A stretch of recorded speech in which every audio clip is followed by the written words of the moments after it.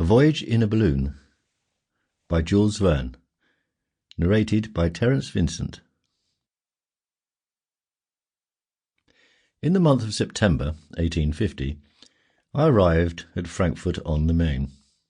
My passage through the principal cities of Germany had been brilliantly marked by aerostatic ascensions, but up to this day no inhabitant of the Confederation had accompanied me, and the successful experiments at Paris of Messrs. Green, Goddard and Poitevin had failed to introduce the grave Germans to attempt aerial voyages. Meanwhile, hardly had the news of my approaching ascension circulated throughout Frankfurt than 3 persons of note asked the favour of accompanying me. 2 days after, we were to ascend from the Place de la Comédie. I immediately occupied myself with the preparations. My balloon, of gigantic proportions, was of silk, coated with gutta percha, a substance not liable to injury from acids or gas, and of absolute impermeability.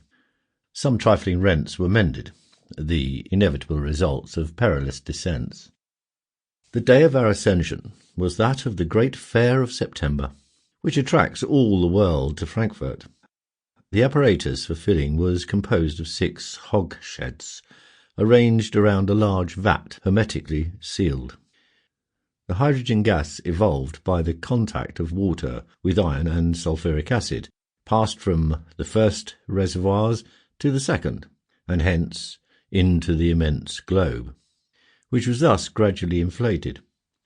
These preparations occupied all the morning, and about 11 o'clock the balloon was 3/4 full, sufficiently so, for as we rise the atmospheric layers diminish the density, and the gas confined within the aerostat, acquiring more elasticity, might otherwise burst its envelope.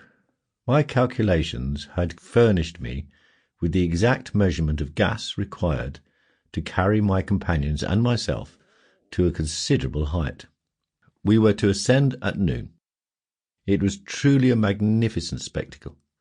That of the impatient crowd who thronged around the reserved enclosure inundated the entire square and the adjoining streets, and covered the neighbouring houses from the basements to the slated roofs.